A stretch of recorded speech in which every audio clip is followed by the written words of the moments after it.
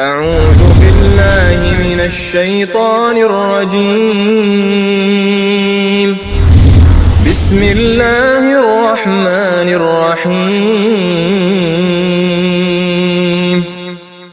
شهر رمضان الذي أنزل فيه القرآن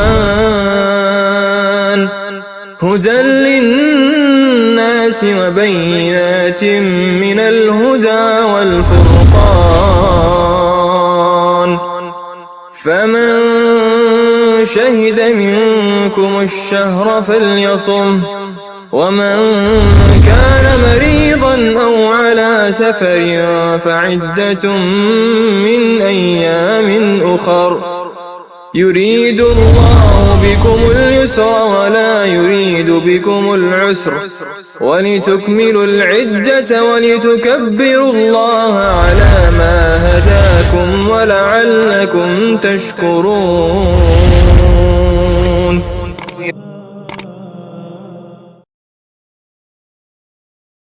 أعوذ بالله من الشيطان الرجيم. يوصيكم الله في أولادكم للذكر مثل حظ الأنثيين، فإن كن نساء فوق اثنتين فلهن ثلثا ما ترك، وإن كانت واحدة فلها النصف، ولأبويه لكل واحد منهما السدس مما ترك إن كان له ولد، فإن لم يكن له ولد وورثه أبواه فلأمه الثلث، فإن كان له إخوة فلأمه السدس من بعد وصية يوصي بها أو دين. آباؤكم وأبناؤكم لا تدرون أيهم أقرب لكم نفعا، فريضة من الله، إن الله كان عليما حكيما. ولكم نصف ما ترك أزواجكم إن لم يكن لهن ولد، فإن كان لهن ولد فلكم الربع مما تركن من بعد وصية يوصين بها أو دين، ولهن الربع مما تركتم إن لم يكن لكم ولد، فإن كان لكم ولد فلهن الثمن مما تركتم من بعد وصية توصون بها أو دين.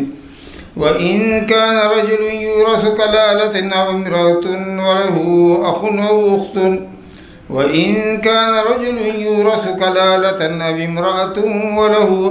أو أخت، فلكل واحد منهما السدس، فإن كانوا أكثر من ذلك فهم شركاء في الثلث من بعد وصية يوصى بها أو دين غير مضار وصية من الله، والله عليم حليم.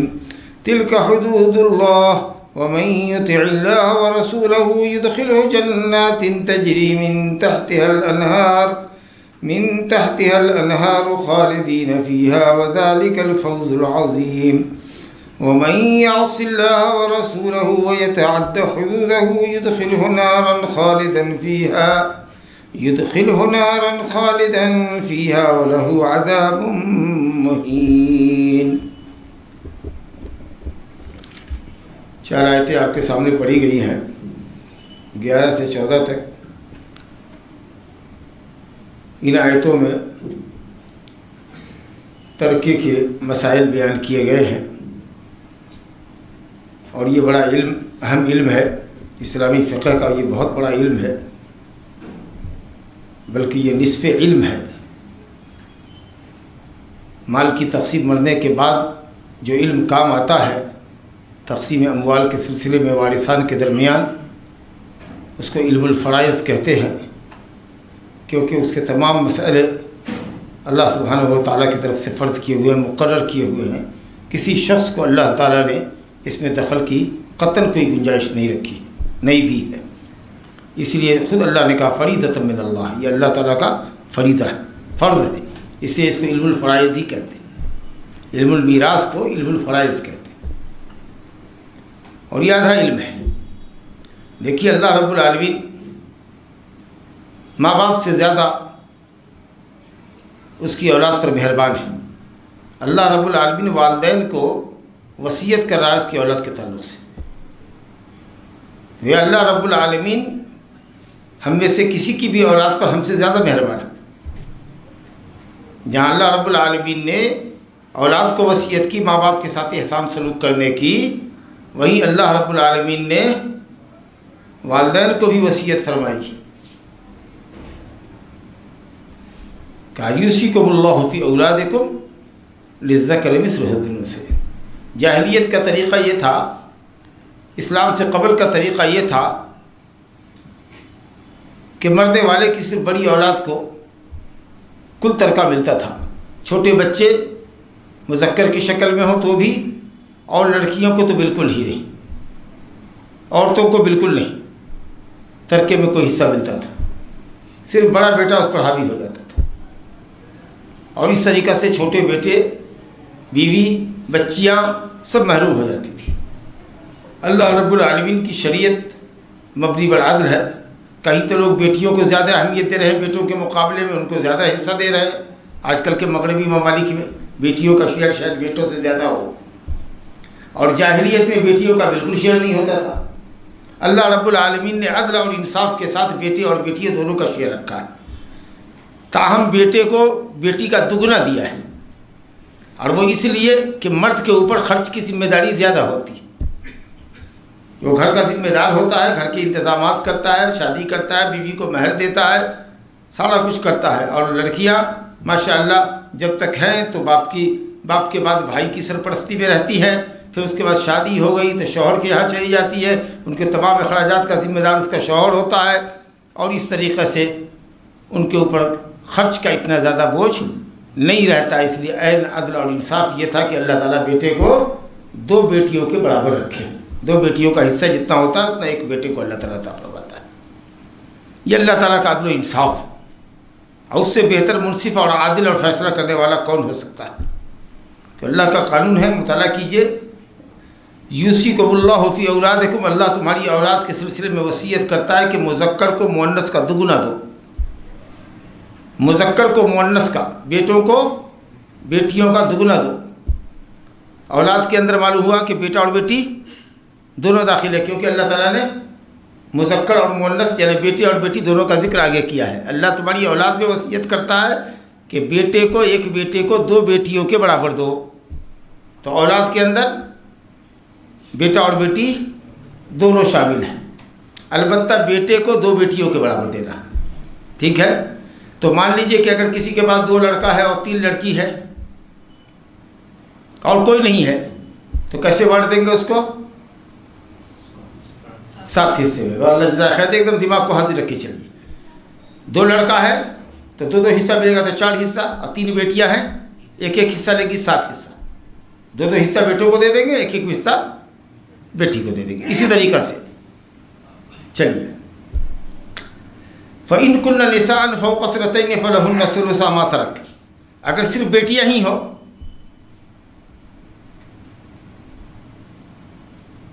2 کے اوپر ہو، تو ان کو مال متروکہ کا 2/3 ملے گا۔ بیٹیاں 2 کے اوپر ہو، بظاہر اس لفظ سے لگتا ہے کہ 3 ہو یا 3 سے زیادہ ہو، تو ان کو 2/3 ملے گا۔ 2 بیٹیاں ہوں تو کیا ملے گا؟ ان کو بھی 2/3 ملے گا۔ 2 لڑکیاں یا 2 سے زیادہ ہو، بیٹا نہیں ہے یہاں پر، کنفیوز مت ہوئے، ایک پارٹ سمجھتے چلیے۔ صرف بیٹیاں ہیں میت کے پاس، 2 کے اوپر اللہ نے کہا ہے، حالانکہ یہ حکم 2 بیٹی اور 2 بیٹی کے اوپر 10-20 بیٹیاں بھی ہیں تو سب کو شامل ہے۔ وہ اس لیے اللہ نے کہا کہ اگر صرف اللہ کہتا کہ فَإِن كُنَّ نِسَاءً فَوْقَ اثْنَتَيْنِ، اگر اولاد میں صرف بیٹیاں ہی ہوں اور 2 ہوں، تو پھر آپ کے سامنے مسئلہ ہوتا ہے کہ 2 کے لیے تو یہ حصہ مقرر کیا ہے، 3 4 5 7 10 کا کیا حال ہوگا؟ تو اللہ تعالیٰ نے کہا کہ 2 کے اوپر، مطلب یہ کہ یہ حکم 2 سے لے کر اوپر جتنی بیٹیاں آپ کے پاس ہے، اگر بیٹا نہیں ہے تو سب کو 2/3 ہی ملے گا، 2/3 ملے گا، ٹھیک ہے؟ 2/3 سمجھتے نا؟ ہاں، 66.66 یہ ملے گا 2 لڑکیوں کو، 2 اور 2 کے اوپر۔ وہ اس لیے یہ توجیہ کر رہے ہیں کہ 2 لڑکیوں کا حکم بھی یہی ہے جو 2 سے زیادہ لڑکیوں کا حکم ہے 2/3 کا، کہ اللہ رب العالمین نے اسی سورہ نساء کی بالکل آخری آیت کے اندر فرمایا ہے کہ اگر کسی شخص کے پاس 2 بہنیں ہوں اور کوئی بھی نہ ہو ترکے میں، 2 سگی یا 2 سوتیلی بہنیں ہوں، باپ ایک ہے اور مائیں الگ الگ ہے لیکن باپ ایک ہے، یا سگی بہنیں ہیں، تو اگر 2 بہنیں ہوں فَإِنْ كَانَتْ اثْنَتَيْنِ، اگر 2 ہوں فَلَهُمَا الثُّلُثَانِ مِمَّا تَرَكَ، تو ان کو بھائی کے مال متروکہ کا 2/3 ملے گا۔ تو جب بھائی کے مال سے 2 بہنوں کو 2/3 ملے گا تو باپ کے مال سے 2 بیٹیوں کو بدرجہ اولا 2/3 ملے گا۔ ارے بہن کے مقابلے میں بیٹیاں زیادہ نزدیک ہے نا، تو جب اللہ 2 بہنوں کا حصہ دے رہا ہے بھائی کے مال سے کہ 2/3 دو، تو باپ کے مال سے 2 بیٹیوں کو 2/3 ملے گا۔ لیکن فوقہ جو ذکر کیا ہے کہ 2 سے اوپر ہوں کا مطلب یہی ہوا فائدہ کہ 2 سے لے کر جتنی زیادہ بیٹیاں کسی میت کے پاس ہو، 8 ہو، 10 ہو، 20 ہو، 50 ہو، جتنی بھی ہو، صرف بیٹیاں ہی بیٹیاں ہیں، تو کل مال متروکہ کا صرف 2/3 ان میں سب میں بٹے گا برابر سے۔ 2 ہے تو بھی، 20 ہے تو بھی اسی 2/3 کے اندر بانٹیں گی۔ ایک دلیل اور دیکھیے آگے اللہ تعالیٰ فرماتا ہے اسی آیت میں، وَإِنْ كَانَتْ وَاحِدَةً فَلَهَا النِّصْفُ، بیٹی اگر صرف ایک ہے مسئلے میں میت کے پاس تو اس کو آدھا ملے گا۔ تو معلوم یہ ہوا کہ بیٹیوں کا ترکہ اللہ نے 2 مقرر کیا، ایک آدھا اور ایک 2/3، یہی حصہ ہے۔ ایک لڑکی ہے تو آدھا، 2 کے اوپر ہے تو 2/3، 2 ہے تو کیا ملے گا؟ اس کو کدھر داخل کریں گے؟ 1 میں داخل کریں گے کیا؟ 1 ہے تو آدھا، اس کا مطلب یہ کہ اگر 1 سے زیادہ لڑکی ہے تو آٹومیٹکلی ہو جائے گی 2/3 کے اندر، کیونکہ 2 ہی حصہ اللہ نے مقرر کیا ہے، آدھا یا 2/3۔ 1 ہے تو آدھا، ٹھیک ہے؟ اس کا مطلب یہ ہے کہ اگر 2 ہے تو 2/3۔ ایک تو یہ دلیل یہی مل گئی، اور دوسرے کہ قرآن مجید کی یہ سورہ نساء کی آخری آیت میں 2 بہنوں کو بھائی کے مال سے 2/3، اور تیسری حدیث صحیح بخاری شریف کی اور سنن کے اندر بھی ہے کہ حضرت سعد بن ربی کا جب انتقال ہوا اور اس کے بھائی نے چاہا کہ سب مال ہڑپ لیں، تو سعد بن ربی رضی اللہ عنہ کی بیوی نبی صلی اللہ علیہ وسلم کے پاس آئی اور آپ نے فرمایا کہ نہیں، سعد بن ربی کی 2 بیٹیوں کو، 2 بیٹیاں تھیں ان کی، سعد نے 2 بیٹیاں چھوڑی تھی، ایک بیوی چھوڑی تھی، ایک بھائی چھوڑا تھا، کہا کہ جا کر کے اس کی بیوی کو سمن دو 8واں حصہ، اس کی بیٹیوں کو 2/3 مال دو، جو بچے گا تم لے گا۔ سارا مال اکیلے ہڑپ لیا اس سے، سعد بن ربی کے بھائی نے سارا مال ہڑپ لیا، کہا نہیں دیں گے کسی کو۔ وہ بیوی پہنچ گئی، کہا دیکھیے سعد کی یہ 2 بیٹیاں ہیں، وہ جنگ احد میں شہید ہو گئے، اور یہ 2 بچیوں کے ہاتھ پیلے کرنے ہیں، ان کو پالنا پوسنا پڑھانا ہے، ان کی شادی بیاہ کرنا ہے، آئی ان کا چچا سب مال لے لیا۔ آپ نے کہا نہیں بلا اس کو، اور آپ نے یہ آیت کریمہ تلاوت کی، تو معلوم ہوا اس حدیث سے کہ 2 بیٹیوں کا حصہ 2/3 ہے۔ چلیے اب تک آپ کو معلوم ہوا اولاد کے سلسلے میں 2 پوزیشن معلوم ہوا، بیٹے اور بیٹیاں دونوں ہوں، جتنے بیٹے ہوں جتنی بیٹیاں، اس سے بحث نہیں ہے۔ مذکر کو مؤنث کا 2 گنا ملے گا، یہ کوشچن ہو گیا حل۔ 3 بیٹا ہے 4 بیٹی ہے، 3 بیٹا کا 3 دگنا 6، اور 4 بیٹی ہے 10 جگہ مال بانٹ دو، لڑکے کو 2 حصہ دے تو ہو گیا۔ صرف بیٹیاں ہیں تو بیٹی یا تو 1 ہوگی یا 2 کے اوپر ہوگی، 1 ہے تو آدھا دو، اور 2 کے اوپر ہے تو 2/3 دو، ٹھیک ہے؟ اچھا کسی مرنے والے کے پاس صرف بیٹے ہی ہوں، 1 بیٹا ہو یا 10 بیٹا ہو، اس کا ذکر قرآن نے یہاں پر نہیں کیا، اس کا ذکر قرآن نے نہیں کیا۔ اس کا حکم کیا ہے کہ کل مال وہ بیٹے لے لیں گے، جتنے سر ہیں گن لو، جتنی منڈی ہے اتنی گن لو، 4 بیٹے ہیں 4 جگہ مال بانٹ دو، برابر برابر، 10 بیٹے ہیں 10 جگہ بانٹ دو۔ کئی بیویوں سے ہیں، اب بیوی سب مر گئی ہے، سر بیٹے سب رہ گئے تب، کیونکہ پھر بیوی کا مسئلہ آگے آئے گا، ابھی اولاد کے مسئلے میں ہم ہیں، تو گویا اولاد کی 3 حالت ہوگی، بیٹے بیٹیاں دونوں ہوں گے تو بیٹے کو مذکر کا، بیٹے کو مؤنث کا 2 گنا ملے گا، 2 مؤنث کا بدلہ ملے گا، اور बेटियाँ ही हो तो 1 है तो आधा, और 2 और 2 के ऊपर है तो 2/3, और अगर सिर्फ बेटे हों तो सारे बेटों के सर गिन लीजिए, जितनी बच्चे हैं सब माल उन्हीं बच्चों में बराबर से तकसीम कर दीजिए।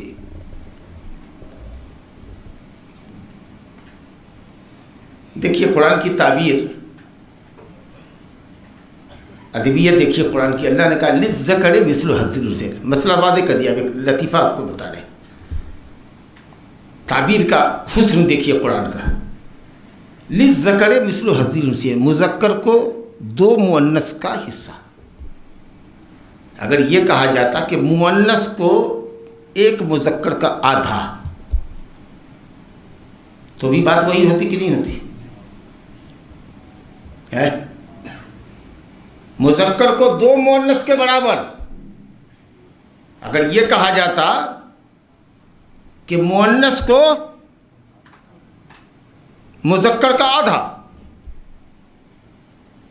अरे जब 2 बहना 1 भाई के बराबर है तो आधा हुआ ना। बेटी को कितना मिलेगा? एक बेटी को भाई का आधा मिलेगा ना।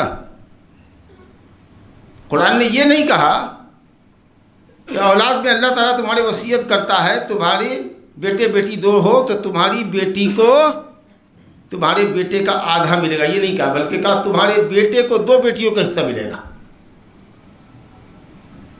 आधा ही ना हुआ, लेकिन ताबीर में फ़र्क है। अगर ये कहा जाता कि बेटी को भाई का आधा, तो इसमें नक्स हुआ, हिस्से में कमी हुई। अब बेटे को कहा गया कि बेटी को 2 बहनों का हिस्सा, तो गोया बेटे के हिस्से को बढ़ाया जा रहा है।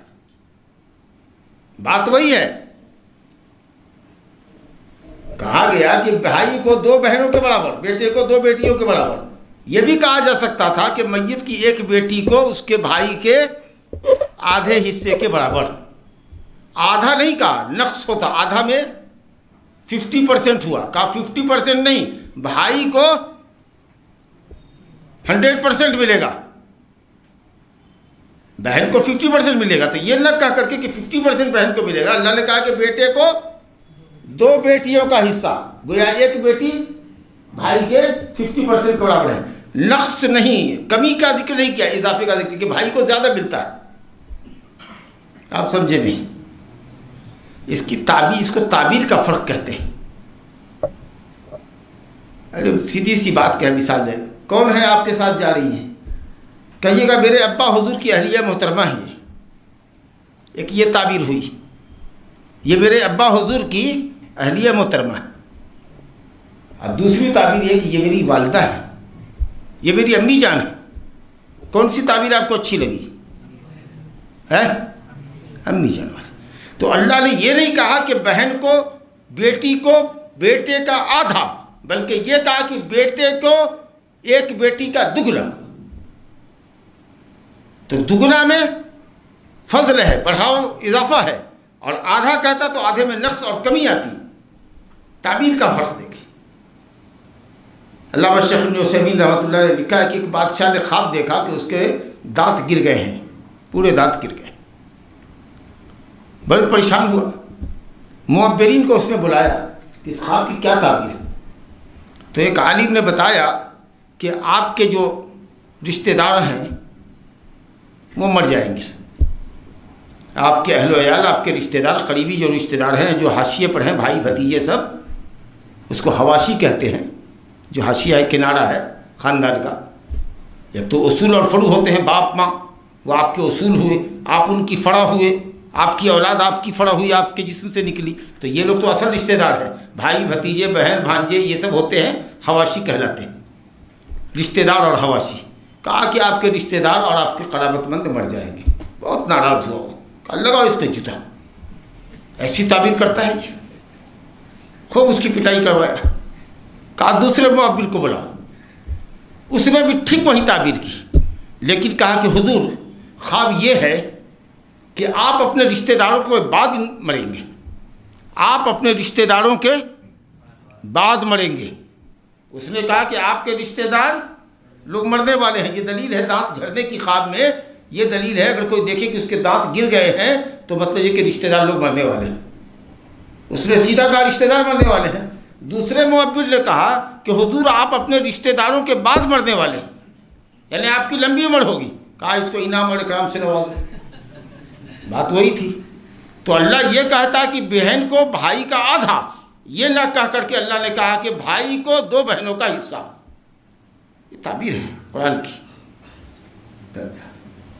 یہ ہمارے پروفیسر روح خیر صاحب ہیں، یہ تعبیر اور ادبی آدمی ہیں، اس لیے میں نے یہ نقطہ رکھا کہ تعبیر کا فرق ہوتا ہے. سمجھا نا؟ بات کو، کسی بات کو عمدگی سے پیش کرنے کا جو انداز ہوتا ہے وہی ہوتا ہے. چلیے یہ تو اولاد کا ذکر ہو گیا، مسئلہ ختم. اب آ گیا دوسرا پورشن. وَلِأَبَوَيْهِ لِكُلِّ وَاحِدٍ مِّنْهُمَا السُّدُسُ مِمَّا تَرَكَ إِن كَانَ لَهُ وَلَدٌ.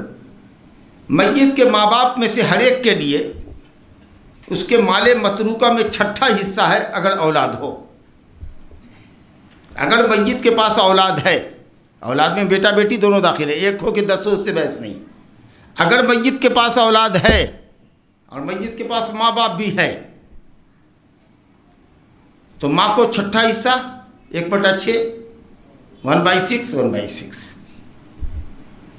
ٹھیک ہے؟ گویا کہ مال 6 جگہ لگے گا، ایک حصہ لے لے گی ماں، ایک حصہ لے لے گا باپ، اور بچے گا 4 حصہ. وہ 4 حصہ جائے گا اس کے اولاد میں. ٹھیک ہے؟ ماں باپ میں سے ہر ایک کو 6واں حصہ ملے گا اگر میت کے پاس اولاد ہے.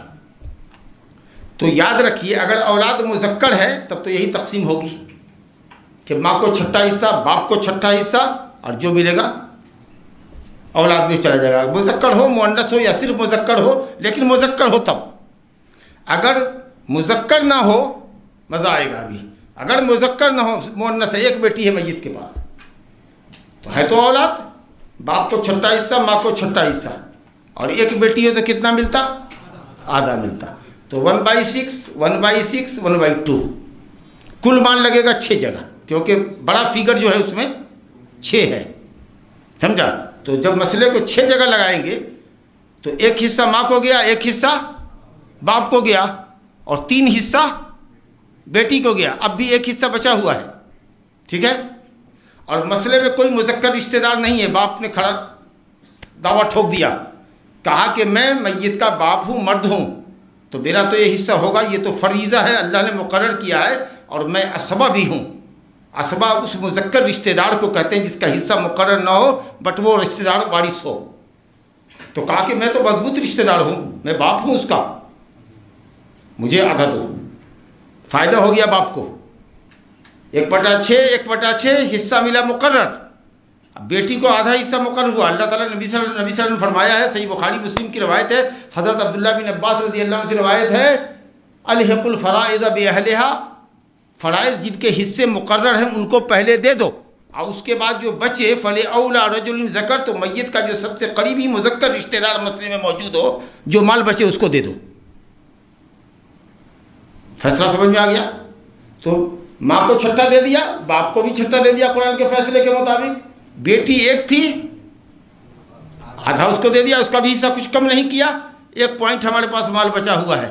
باپ نے کہا کہ 6واں حصہ تو میرا فرض تھا، اور باقی جو ہوا وہ میں اسبہ ہوں، مذکر رشتہ دار قریبی ترین ہوں، اس لیے وہ میں لے لوں گا. تو 2 حصہ باپ نے لے لیا.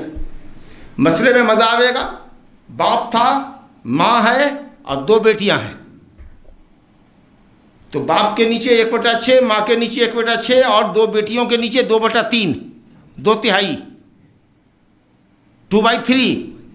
مسئلہ پھر 6 جگہ لگے گا، کیونکہ جو سب سے بڑا عدد ہوتا ہے اسی سے مسئلہ بنتا ہے. تو 6 جگہ لگے گا مسئلہ. 1 باپ کو گیا، 1 ماں کو گیا، اور 2/3 کتنا گیا؟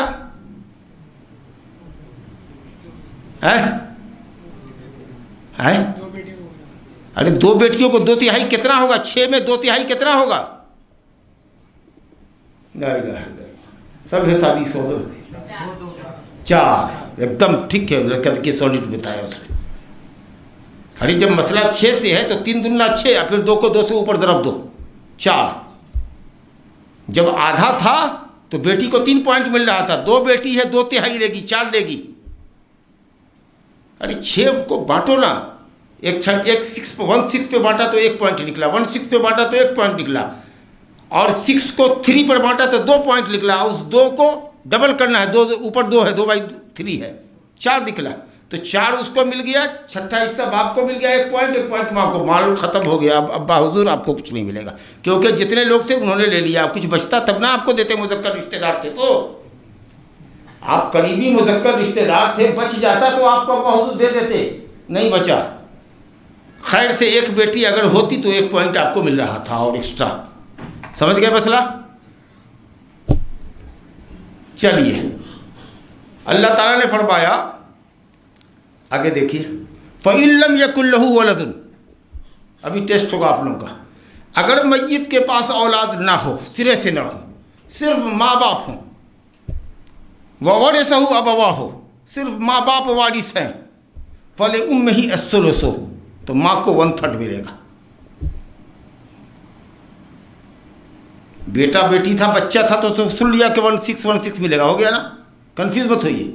آگے کہہ رہا ہے کہ اگر صرف ماں باپ ہوں اور اولاد نہ ہو تو ماں کو دے دو 1/3, باپ کو کتنا دو وہ ذکر نہیں کیا, جو بچا وہ باپ لے لے گا. وہاں پر باپ کہہ رہا ہے کہ ہم اسبا ہیں, مذکر رشتہ دار قریبی ترین ہے, 1/3 تم لو, 2/3 ہم کو لو. مال 3 جگہ لگے گا, 1/3 ہے, اس کے نیچے اسبا لکھا جائے گا, تو 3 جگہ 3 سے مسئلہ بنے گا, 1 پوائنٹ ماں کو دے دیں گے, 2 پوائنٹ باپ کو مل جائے گا. اس کا مطلب یہ ہوا کہ اگر اولاد جہاں نہیں ہوتی ہے میت کے پاس, وہاں باپ کو ماں کا ڈبل ملتا ہے. دیکھیے بچہ ہوشیار ہے, دماغ حاضر ہے تو کام کر رہا ہے اس کا دماغ. باپ کو ماں کا دگنا ملا, مزہ آتا ہے. ایک مسئلہ آیا حضرت عمر خطاب کے یہاں, ایک آدمی مر گیا, سمجھا, ایک اور چلیے ایک عورت مر گئی, اس نے مال چھوڑا اس نے, تو چھوڑا شوہر اور باپ اور ماں, اولاد نہیں, ٹھیک ہے. آگے مسئلہ آئے گا کہ اگر عورت کے پاس بچہ نہ ہو, شوہر ہو, تو شوہر آدھا مال لیتا, آدھا مال دے دیا. میتہ کے پاس اولاد نہیں ہو تو ماں کو کتنا دیں گے, 1/3, ابھی پڑھا 1/3. باپ کو رہو, کہو کہ ابھی آپ اسبا ہیں, آپ رکیے دیکھتے ہیں بانٹ کے کتنا مال جاتا ہے جی. تو مال ہوگا 6 جگہ لگے گا, 3 اور 2 فگر ایکسٹرا, یہ ٹکراؤ والا عدد ہے, 3 2 2 3 سے بنتا نہیں ہے, تو ذرا دیکھیں 3 کو 2 سے مسئلہ 6 جگہ پھر یہاں لگے گا. تو شوہر کو آدھا دیں گے, کتنا 3, ارے مسئلہ 6 سے لگے گا تو کتنا دیں گے شوہر کو 3, ماں کو 1/3 دیں گے تو کتنا دیں گے 2, 1/3 دیا, 1/6 نہیں 1/3, کتنا دیا, کتنا مال دیا, کتنا ہوا 5 ہوا. باپ کو حصے میں آیا کتنا 1, وہ کہتا ہے ہم راضی نہیں ہیں, اس نے ہنگامہ مچایا, کہا کہ ہرگز راضی نہیں. اللہ رب العالمین نے کہا کہ جہاں اولاد نہ ہو وہاں تم کو ملے گا 1/3, ہم کو ملے گا 2/3. یہاں شوہر کے ہو جانے سے, یا شوہر والا بیوی چھوڑا اور ماں باپ چھوڑا, تو ہمارا حق کیسے کم ہو جائے گا تم سے, ہم کو یہ نہیں ہو تم سے دگنا چاہیے, اپنی بیوی سے جھگڑ رہا ہے وہ, سمجھا آپ سمجھ لیں گے. کہا صرف میت کے اگر ماں باپ زندہ ہوں تب تو 1/3 تم لے لو, 2/3 باپ کو دے دو, کوئی جھنجھٹ نہیں. یہاں کباب میں ہڈی بن گیا, شوہر یا بیوی, کوئی ایک ہے موجود, شوہر ہے یا بیوی ہے, اب باپ اور ماں ہے. تو اگر شوہر کو اس کا حق دے دیتے ہیں, بیوی کو حق اس کا دے دیتے ہیں, اور ماں کو کل مال کا 1/3 دے دیتے ہیں, تو آٹومیٹکلی باپ کے حصے میں ماں سے مال کم آئے گا, وہ اس پہ راضی نہیں. حضرت عمر فاروق رضی اللہ عنہ کے زمانے میں یہ مسئلہ کھڑا ہو گیا. انہوں نے دیکھی اللہ تعالیٰ نے کیسی سمجھ دی تھی توفیق, کہا دیکھو قرآن نے کہا ہے کہ ماں کو 1/3 ملے گا, کب, جب کہ صرف مسئلے میں ماں باپ ہی ہو تم دونوں, کوئی اور نہیں ہو. یہاں شوہر ہے تو شوہر کو اپن دے دیتے ہیں اس کا مال جتنا ملتا ہے, یا بیوی کو 1/4 ملتا ہے تو اس کو دے دیتے ہیں. اس کے بعد جو مال بچ جاتا ہے نا, تو بچے ہوئے مال کا 1/3 دے دیتے ہیں بڑھیا کو, اور جو بچ جائے گا وہ بڑھوا لے لے گا. تو اس طریقہ سے میت کے باپ کو اس کی ماں کا دگنا ہوا کہ نہیں ہوا, تو انہوں نے کہا کہ لگاؤ 1/3 ہے، تو کہا کہ بیوی اگر ہے تو 1/4 ہوا نا. ارے بولو نا کتنا بیوی کو ملے گا؟ اولاد نہیں ہے تو 1/4 ملے گا، 1/4 ملے گا. مسئلہ 4 سے لگے گا، ایک حصہ کر دیا، بچا 3 پوائنٹ. ماں کو ثلث الباقی، باقی مال کا تہائی، 3 کا تہائی 1 ملے گا، 2 چلا جائے گا باپ برابر. شوہر ہے، شوہر کو آدھا ملے گا، تو دیا آدھا مال 2 ہے، اس میں 1 دے دیا تو 1 پوائنٹ بچا. اب اس 1 پوائنٹ کو 3 جگہ ہم بانٹیں گے. بیوی کو دیں گے 1 پوائنٹ کا 1/3، باقی مال جو بچے گا زوجین کو دینے کے بعد اس کا 1/3 آپ کو، باقی مادہ مال کا 1/3 آپ کو دے رہے ہیں. 1/3 تو دے رہے ہیں نا، 1/3 دے رہے ہیں، مگر کل مال کا نہیں دے رہے. کل مال کا تب دیتے جب میت کو صرف باپ ہوتے تب. چونکہ یہاں پر ایک آدمی ایکسٹرا موجود ہے اور وہ مال لے رہا ہے، اور ظاہر ہے کہ مذکر باپ جو اسٹرانگر ہے اس کو مال بیوی سے، اپنی بیوی سے کم مل رہا ہے. حضرت عمر فاروق رضی اللہ عنہ نے کہا، اس لیے اس مسئلے کو مسئلہ عمریہ کہتے ہیں. مسئلہ عمریہ کے اس مسئلے کا سولوشن حضرت عمر فاروق نے پیش کیا تھا. تو اب سمجھ بات آ گئی ہوگی آپ کو کہ اگر مسئلے میں صرف ماں باپ ہے تو ماں کو تہائی دے دو بھیا، باپ کو 2/3 دے دو. لیکن اگر مسئلے میں میاں بیوی میں سے کوئی ایک زندہ ہے تو میاں بیوی کو اس کا حصہ مقرر، جو زندہ ہے اس کا حصہ دے دو. باقی جو مال بچ جائے، باقی مادہ مال کا 1/3، ثلث المال المتبقع، مال متبقع کا تہائی حصہ ماں کو دے دو. آٹومیٹکلی بچے ہوئے مال کا، اس میں نہ ماں کو اعتراض ہونا چاہیے نہ باپ کو اعتراض ہونا چاہیے. بھئی یہ شوہر ہے، اس کو اس کا حصہ دے دیا. اب جو بچے گا وہ آپ دونوں کو بانٹیں گے. 1/3 آپ لیجئے، 2/3 ان کو دیجئے بچے ہوئے مال میں سے. مسئلہ حل ہو گیا ہوگا. اللہ اکبر. کہتے فَإِنْ كَانَ لَهُ إِخْوَةٌ فَلِأُمِّهِ السُّدُسُ مِنْ بَعْدِ وَصِيَّةٍ يُوصَىٰ بِهَا أَوْ دَيْنٍ. اب اس آیت کو دیکھیں مزے میں. کہا کہ میت کے پاس بھائی ہیں، میت کے پاس اخوہ ہے، بھائی ہیں یا بہنیں ہیں، 2 بہنیں ہیں، 3 بہنیں، 4 بہنیں ہیں، 2 بھائی 2 بہنیں ہیں. بیٹا بیٹی نہیں ہے. اب باپ کہاں ہے؟ مزہ آ رہا ہے. صرف ماں باپ ہے، 2-4 بھائیاں. آپ غور کریں تو اللہ تعالیٰ کہتا ہے کہ ماں کو سدس دے دو. یہ جو 2 بھائی تھے نا، ان 2 بھائیوں نے ماں کا حصہ 1/3 سے گرا دیا، 1/6 پر، جسٹ ہاف پر لیا ہے. حالانکہ اس مسئلے میں بھائی بہن وارث نہیں ہوگا، کیونکہ باپ اسٹرانگر یہاں موجود ہے. باپ کے ہوتے ہوئے بھائی، چچا، پتیا، کوئی بھی وارث، بھتیجا بھتیجا کوئی بھی وارث نہیں ہوگا. سب کو باپ محجوب کرے گا. ہٹو ہٹو ہٹو، ہم اکیلے مضبوط ہیں. آپ سمجھے؟ آپ اللہ اکبر. دیکھ لیجئے، بھائیوں نے اور بہنوں نے، میت کے بھائیوں اور بہنوں نے جو کہ اس مسئلے میں محجوب ہیں، باپ کی وجہ سے یہ ترکہ پانے کے اہل نہیں ہیں، لیکن انہوں نے ماں پر اثر یہ ڈالا. حتیٰ کہ اگر وہ ماں کے بھی بچے ہوتے، یعنی میری ماں اگر دوسرا شوہر کیے ہوئی ہے، پہلے شوہر سے ہمارے 2 بھائی بہن ہیں، اور دوسرے باپ کے یہاں آ کر کے ہم پیدا ہوئے، ہمارے 2 بھائی بہن ہماری اسی ماں سے ہیں، اور باپ بھی زندہ ہے، ہمارا ماں مری ہے. آپ سمجھ رہے ہیں نا؟ تو یہ 2 بھائی بہن جو ہماری ماں جائی بھائی ہیں، ہمارے ترکے میں ہماری ماں کو، جو ان کی بھی ماں ہے، یہ دونوں لڑکے وارث نہیں بھی ہو رہے ہیں تو اپنی ماں کو، ارے وہ دونوں بھائی جو ہمارے ماں جائی بھائی ہیں، اگر کبھی بھی وارث ہوتے ہیں ہمارے مال کے تو ڈیو ٹو مدر، ماں ہی کے رشتے سے وارث ہوتے ہیں. لیکن دیکھیے عجیب و غریب معاملہ ہے کہ جو بھائی بہن ماں کے واسطے سے وارث ہو رہا ہے، وہ یہاں وارث نہ ہو کر کے بھی ماں کے اوپر اثر ڈال رہا ہے کہ اس کا حصہ کم کر رہا ہے. تو اگر 2 بھائی بہن ہوں مسئلے کے اندر تو ماں کو مل جائے گا 3.6. اب باقی سب مال باپ اٹھا لے گا. کیوں نہیں؟ سمجھا کہ نہیں؟ گویا مسئلہ 6 جگہ لگے گا، 1 جگہ ماں کو دے گا، اب 5 پوائنٹ باپ لے لے گا. یہاں پر آ گیا مسئلہ سمجھ میں کہ نہیں آیا؟ تو معلوم یہ ہوا کہ ماں کو سدس ملتا ہے، باپ کو سدس ملتا ہے. کب؟ جبکہ میت کے پاس بیٹا ہو مذکر. اگر میت کے پاس بیٹی ہو، 1 ہو، تو دونوں کو سدس ملے گا. اب بیٹی 1 کو آدھا دینے کے بعد 1 پوائنٹ بچ جائے گا جو باپ ایکسٹرا لے لے گا. ماں باپ ہے اور 2 بیٹیاں ہیں تو باپ کو سدس، ماں کو سدس، 4 پوائنٹ بیٹیوں کو ملے گا. کچھ نہیں آپ کو ملا. مسئلے کے اندر اگر اولاد نہیں ہے، صرف ماں باپ ہی ہیں، تو ماں کو تہائی ملے گا، باقی مال باپ لے لے گا. لیکن اگر مسئلے میں میاں بیوی میں سے کوئی ایک زندہ ہے تو مسئلہ یہ ہوگا کہ میاں بیوی کو اس کا حق دے دو، باقی جو مال بچے گا اس میں کا تہائی ماں کو دینا، 2/3 باپ کو دینا۔ اگر مسئلے میں میت کے پاس نہ بیوی ہو، کچھ بھی نہیں، 2 بھائی ہیں اور ماں باپ ہیں، تو 2 بھائی باپ کی وجہ سے محروم ہو کر کے بھی ماں پر اثر یہ ڈالتا ہے، اس کا نقصان کر رہا ہے کہ 1/3 سے 1/3 سے 1/6 پہ لا کر کے اس کو چھوڑ رہا ہے، اور 5 حصہ مال باپ کو جا رہا ہے۔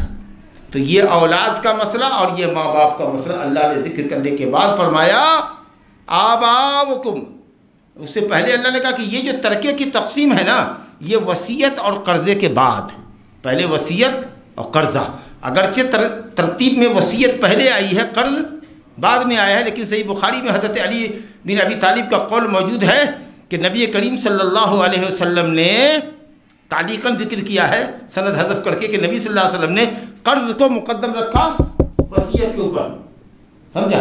اور سب سے پہلے تو میت کی تجہیز و تکفین ہونی چاہیے، اس کے مال متروکہ میں اس کی پوری تجہیز و تکفین کرو، اس کے بعد اعلان کرو کسی کا قرض ہے بھائی، قرض ہے تو قرض ادا کر دو، قرض ادا کر دینے کے بعد جو مال بچا پوچھو کسی ہمارے باپ نے کسی کو وصیت کی ہے، لکھی تک کوئی تحریر ہے تو لے کر کے آؤ، تو اب جو مال بچا ہوا ہے اس کے 1/3 تک وصیت کو نافذ کرو، بات سمجھے؟ کل مال کا 1/3 حصہ اب جو بچا ہوا ہے قرض دینے کے بعد 1 لاکھ روپیہ تھا، 10,000 روپیہ اس کے کفن دفن میں خرچ ہو گیا، سمجھا کہ نہیں؟ اس کے بعد میں نے پوچھا کہ بھائی کوئی قرض ہے تو ہاں 40,000 روپیہ تمہارے باپ کے اوپر قرض ہے، تو 40,000 روپیہ قرض کا کوئی ثبوت اگر آیا تو ہم نے وہ 40,000 دے دیا، 50,000 تو ختم ہو گیا، بچ گیا 50,000 روپیہ۔ 50,000 روپیہ میں پوچھا کہ بھائی کسی کو ہے، کسی کو وصیت میرے باپ نے کی ہے؟ اس نے کہا 10,000 کی وصیت ہے، یہ دیکھو لکھا ہوا ہے 2 آدمی کے دستخط ہے، تو ہم دیکھیں گے کہ 50,000 کا تہائی کتنا ہوتا ہے، 15 45 16 یا 48 17 یا 51 گویا 16,000 کے قریب ہوتا ہے۔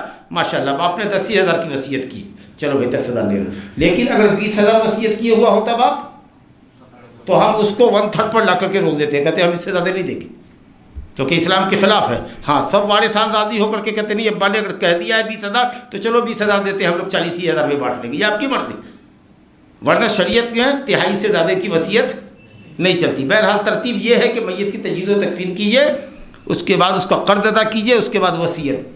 مگر اللہ رب العالمین نے وصیت کا یہاں پر پہلے ذکر کیا ہے، قرض کو بعد میں ذکر کیا، کیونکہ قرض کا تو مطالبہ کرنے والا موجود ہے، قرض دار، وہ تو گردن پکڑ لے گا آپ کی، تمہارے باپ کے یہاں میرا اتنا پیسہ ہے، لیکن جس حق کے حق میں وصیت کیا ہے، ارے ہم سے نہیں، ارے تم نے کاغذ بنا لیا ہوگا، ارے جعلی دستخط کر لیا ہوگا، ارے تو وصیت کی کوئی حیثیت نہیں ہوتی ہے، سمجھا کہ نہیں؟ وہ مستحب چیز ہے، وہ بیچارہ مرنے کے بعد ثواب کے واسطے صدقہ جاریہ کے واسطے کچھ وصیت کیا ہوا ہے، عام طریقے سے بچوں کو اس میں دلچسپی وصیت نافذ کرنے میں نہیں ہوتی ہے، جبکہ یہ عبادت ہے، اس لیے اللہ تعالیٰ نے وصیت کی اہمیت کو بتانے کے لیے ذکر میں مقدم کیا دین کے اوپر، حالانکہ ترتیب میں دین مقدم ہے، وصیت پر پہلے قرض چکاویں گے، اس کے بعد بچے گا تب۔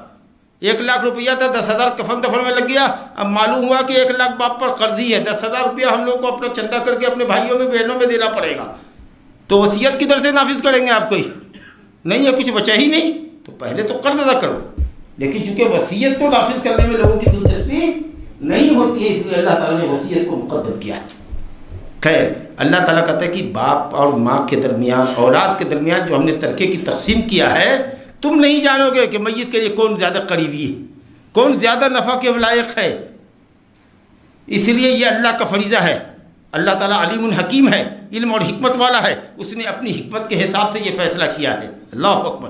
کوئی کہہ سکتا تھا کہ پہلے باپ کا ذکر ہونا چاہیے تھا، کیونکہ اولاد اپنے ماں باپ سے پیدا ہوئی ہے، کیسے اللہ تعالیٰ نے وصیت اولاد کے لیے کر دی؟ ہم کہیں گے نہیں باپ ماں تو اب بوڑھا ہے، مرنے کے قریب ہے، اس کا ذکر پہلے کیوں کرتے؟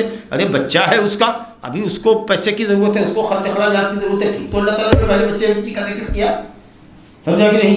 تم کہتے نہیں یہ بڑا بیٹا ہے، اس کو کچھ زیادہ ہونا بھائی، سمجھا کہ نہیں؟ یہ ابھی تو کنوارا لڑکا ہے، سمجھا کہ نہیں؟ ارے کئی کو ایسا کرتے، تم بڑے ہو، تمہارے پاس 2-4 بیٹے ہیں، کمانے والے ہو گئے، ہم کو پیسہ تو زیادہ، ہم چھوٹے ہیں، ابھی پڑھائی کر رہے ہیں، پڑھائی کریں گے، گھر بنائیں گے، شادی کریں گے، ہم کو زیادہ ملنا چاہیے، چھوٹا بیٹا کا ہے، ہاں؟ کتنے لوگوں سے فیصلہ لیجئے گا، سب کہے گا کوئی چھوٹے پر رحم ہونا چاہیے، بھائی چھوٹے کو کچھ زیادہ تو بھائی ابھی انہوں چھوٹے ہیں نا، تمہاری تو شادی بیاہ ہو چکی ہے، ابھی ان کو شادی وادی کرنی ہے، ان کو زیادہ تو کچھ، تو یہ سب ڈسپوٹ ہو جاتا تمہارے درمیان۔ اگر عقل والوں کی دنیا اگر بیٹھتی نا تو کسی نتیجے پر تم نہیں پہنچتے۔ اللہ کہتا ہے کہ تم نہیں جانتے کہ نفع کے اعتبار سے کون ہے، کون کتنا ہے، کس کو کیا ملنا چاہیے، وہ ہم جانتے ہیں۔ باپ سے اگر محبت ہے، باپ واجب الاحترام ہے، تو تم باپ کا حصہ ہو، لیکن اولاد تمہارا حصہ ہے۔ تو تم سے قریب کون ہوا؟ وہ جو تمہارا حصہ ہے، وہ جو تمہارے باڈی کا پارٹ ہے، وہ تمہارا قریب ہے، اس لیے اللہ نے اس کو ذکر کیا۔ اب ویسے بھی اولاد سے شفقت اور پیار زیادہ ہوتی ہے، اس لیے اس کا ذکر ہوا۔ ماں باپ کا ذکر بعد میں ہوا۔ ماں کو کیا ہے بھائی، بیٹا کھلا رہا ہے، شوہر ابھی زندہ ہے ماشاءاللہ، پینشن پا رہا ہے، کھلا رہا ہے، تو بیٹے کے مال سے ترکہ اگر مل رہا ہے تو بڑے کو، میاں صاحب کو زیادہ لے لے، تو بوڑھی تم اتنا پیسہ لے کے کیا کرو گی؟ نہیں سمجھ میں آیا؟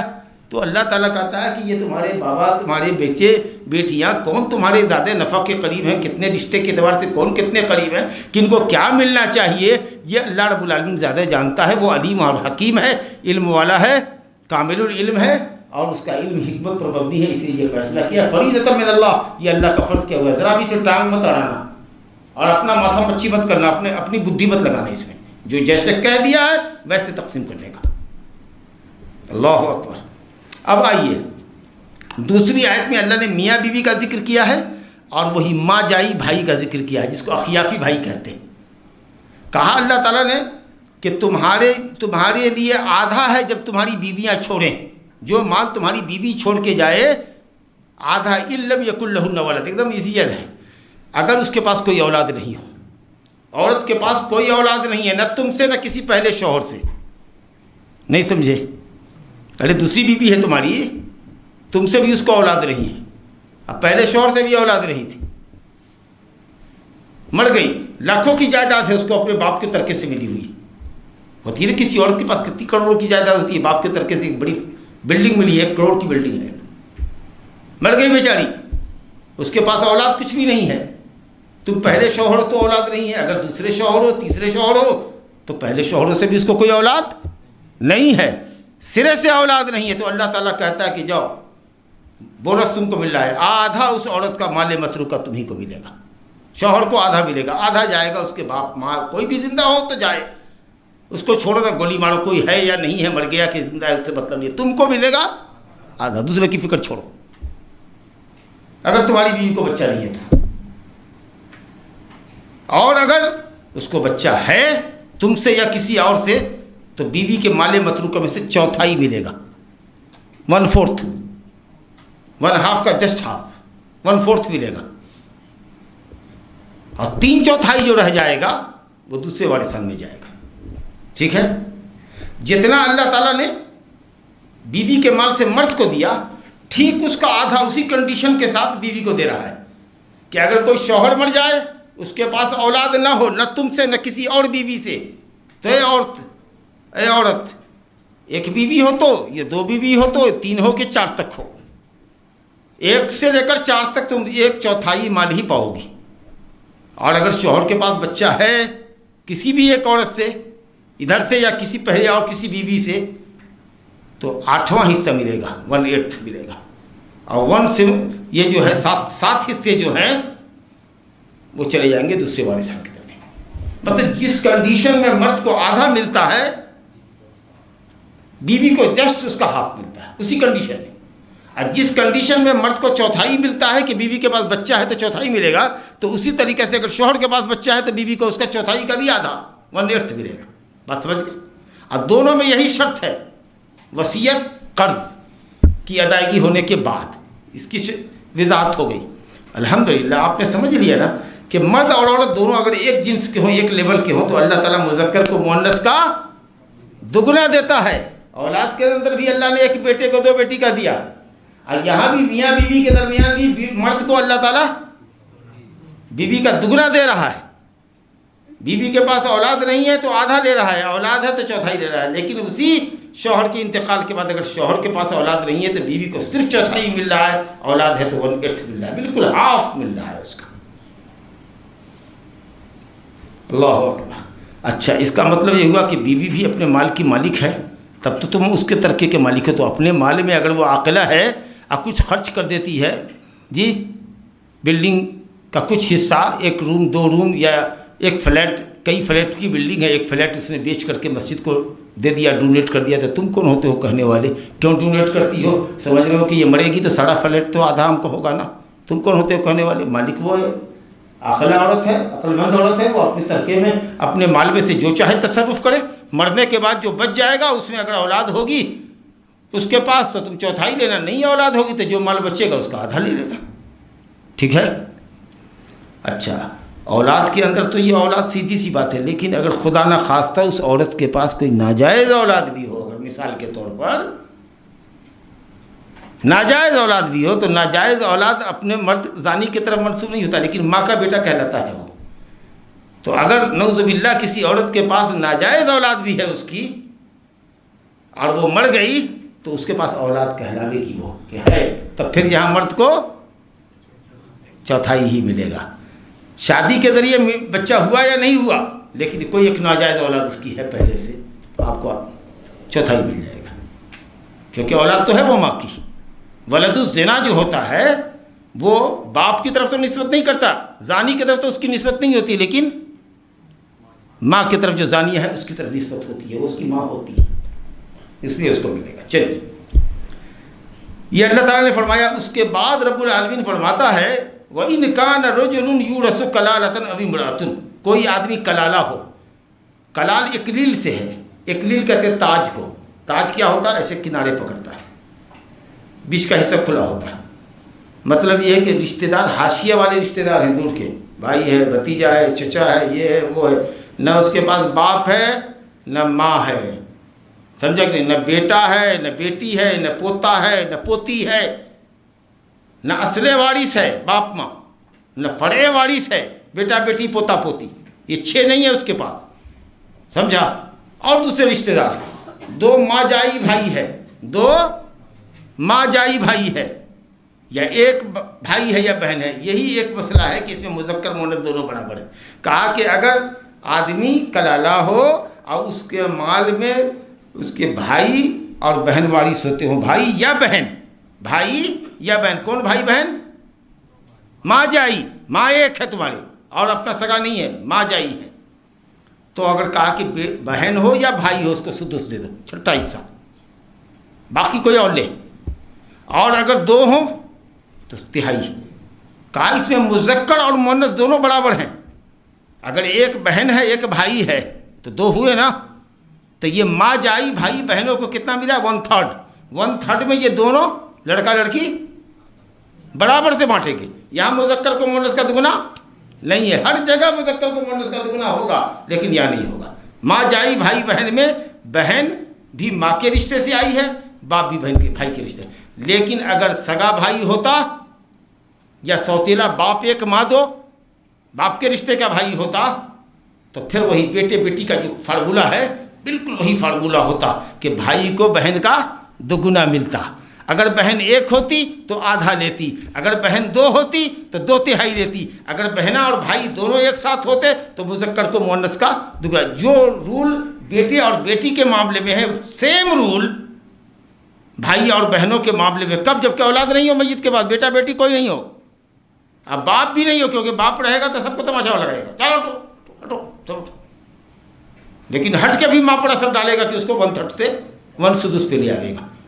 तो बाप नहीं होना चाहिए, अब बेटा बेटी नहीं होना चाहिए, तब ये रूल है। तो सगे भाई सौतेले भाई हो तो जस्ट उनका रूल जो है बेटे बेटियों का है। लेकिन यहाँ जो कुरान ने कहा कि अगर तुम्हारे भाई रिश्तेदार बहन रिश्तेदार अगर वारिस होते हो तो ये माँ के रिश्ते के भाई बहन है। माँ 1 है बाप 2 है, तो अगर 1 है कोई भी बहन या भाई तो उसको सुदुस दे दो, 6ठा हिस्सा।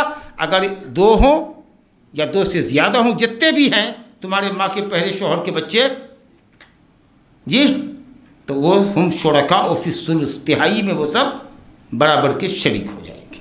अल्लाह अकबर। तो इस दूसरी आयत के अंदर मियाँ बीवी का मसला बयान किया गया और माँ जाई भाई बहन का मसला बयान किया गया। अल्लाह अकबर, हो गया मसला हल हो गया। तो फरमाया कि साहब अगर वो हो शुरका और फिस्सुलुस मिन बाद वसीयत, यहाँ भी वही वसीयत और दैन। अल्लाह ताला फरमाता है कि देखो वसीयत में ज़रर मत पहुँचाओ। देखा कि बाल बच्चे को नुकसान करने के लिए वसीयत ज़्यादा कर दिया, हरगिज़ नहीं, शरीयत के ख़िलाफ़ वसीयत करोगे नहीं चलेगी, समझा? और होश हवास में वसीयत करो, और 1/3 से ज़्यादा वसीयत जायज़ नहीं है।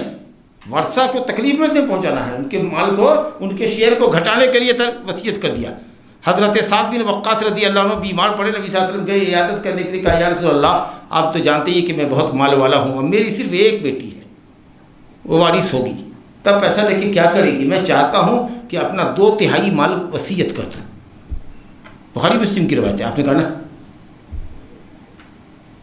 انک ان تذر ورثتک اغنیاء خیر لک من ان تذرهم یتکففون الناس، اور کما قال صلی اللہ علیہ وسلم، کہا کہ اپنے وارثان کو مالدار چھوڑ کے مرو، یہ بہتر ہے اس بات سے کہ فقیر اور محتاج رہیں، دوسروں کے سامنے ہاتھ پھیلاتے پھریں۔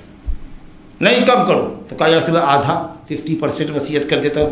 آپ نے کہا نہیں، کہا اچھا 1/3 1/3 وصیت کرتے، تو آپ نے کہا وہ ثلث کثیر، 1/3 بھی بہت ہے، لیکن چلو 1/3۔ 2 مرتبہ کے مراجعہ کے بعد آپ نے 1/3 کیا۔ علماء نے لکھا ہے کہ بہتر یہ ہے، 1/3 تک تو کر سکتے ہیں، لیکن بہتر یہ ہے کہ لوگ 1/3 سے بھی کم کریں۔ حضرت عبداللہ بن عباس کہتے تھے کہ 1/4 کریں اگر وصیت کرنا ہے، اور حضرت ابو بکر صدیق کی تھیوری سب سے الگ ہے، وہ کہتے ہیں 1/5 کرو۔ مال غنیمت ہوتا ہے تو اللہ تعالیٰ کا حق ہے اس میں 1/5۔ غنیمت کے مال میں 4 حصہ مجاہدین کو دیتا ہے، اور 1 حصہ اللہ اور اس کے رسول کا ہوتا ہے بیت المال کا۔ تو اگر تم وصیت کرنا چاہتے ہو تو بھائی 1/5 کرو نا، 4 حصہ اولاد کے لیے چھوڑو، 1 حصہ دو۔ تو وہ یہ کہتے تھے کہ 1/5 لاؤ۔ ابن عباس کہتے تھے 1/4 لاؤ، لیکن چلو حد سے حد ایکسٹرا کتنا ہے، ایکسیس کتنا ہے، 1/3۔ اس سے زیادہ اگر وصیت ہوگی تو جب تک وارثان راضی نہیں ہوں گے سب، اگر ایک بندہ بھی انکار کرے گا کہ نہیں ہم اس سے زیادہ کو نہیں چلنے دیں گے تو نہیں چلے گا، سب راضی ہو کہ ٹھیک ہے جتنا کیا ہے دے دیں گے، ہم لوگ معلوم بھی رہتے ہیں، تب پھر تمہاری مرضی۔ بات سمجھ آئی؟ الحمدللہ۔ تو فرمایا گیا غیر مضار وصیۃ من اللہ، یہ اللہ کی وصیت ہے، تاکیدی حکم ہے، خبردار اس میں کچھ بھی دائیں بائیں مت کرنا، یہ اللہ کی وصیت ہے، تاکیدی حکم ہے۔ واللہ علیم الحکیم، اللہ خوب جانتا ہے اور حلیم ہے، بردبار ہے، اس لیے چھوڑ دے گا۔ بہنوں کا ترکہ نہیں دیتے ہو، دوڑاتے ہو اس کو، تمہارا یہ جرم اتنا ہے کہ تم کو ہلاک کر دیتا اللہ، لیکن واہ رے اللہ وہ حلیم ہے، بردبار ہے، انتقام پر قادر ہو کر کے بھی تم کو ڈھیل دیتا ہے۔ لیکن اتنی بڑی حرام خوری اور بےایمانی نہ کرو کہ اپنی بہنوں کو ترکہ مت دو، اور تمام چیز میں ملے گا، کیش میں بھی ملے گا، زیور ماں باپ کا اگر چھٹا ہوا ہے اس میں ملے گا، مکان ہے اس میں ملے گا، حتیٰ کہ رائلٹی ہے، اگر کتابوں کی رائلٹی ہے، اگر وہ کسی پبلشر کو کتاب تمہارا باپ بیچ چکا ہے وہاں سے رائلٹی ملتی ہے، جب جو چھاپتا ہے وہ پیسہ دیتا ہے، اس رائلٹی کے اندر بھی شریعت کے ضابطے کے مطابق بیٹیوں کو حصہ ملے گا۔ اگر ایسا نہیں کرو گے، اللہ کی وصیت، اللہ کے فرض کے اوپر عمل نہیں کرو تو اللہ علیم ہے۔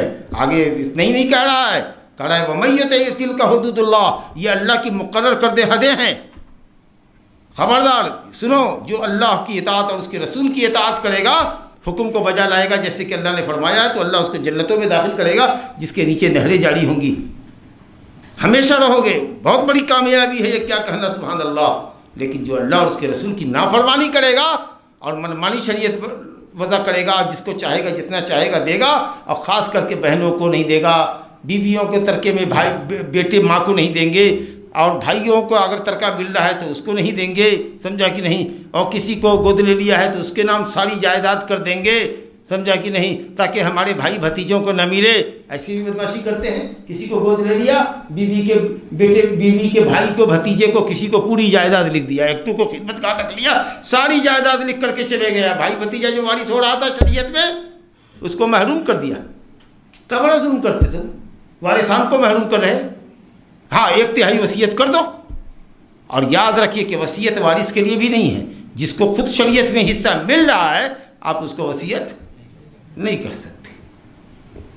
تو اللہ فرماتا ہے کہ جو اللہ اور اس کے رسول کی نافرمانی کرتا ہے اور اللہ کی حدوں کو چھلانگ لگاتا ہے، یعنی واجبات کو ادا نہیں کرتا، اللہ تعالیٰ اس کو ایسی جہنم میں ڈالے گا جہاں وہ ہمیشہ رہے گا، وَلَهُ عَذَابٌ مُهِينٌ۔ اگر کافر ہوگا تو دائمی جہنمی ہوگا، اور کافر نہیں ہوگا، خالی ترکے میں بغلی کرے گا، اسی میں بےایمانی کیا ہوگا یا کچھ اور گناہ کیا ہوگا شرک کے علاوہ، تو اللہ تعالیٰ اس کو جہنم میں خالداً رکھے گا، یعنی لمبی مدت تک رکھے گا، پھر آخر میں اس کو نکال کر جنت میں داخل کرے گا۔ تو ایسی صورت میں کہ اگر وہ مشرک اور کافر نہیں ہے تو خالداً کا مطلب ہوگا لمبی مدت کا ٹھہراؤ ادھر جہنم میں، اور اگر مشرک ہے تب تو ہمیشہ ہمیشہ کے لیے۔ وباللہ تعالیٰ توفیق، صلی اللہ علیہ نبینا محمد وعلیہ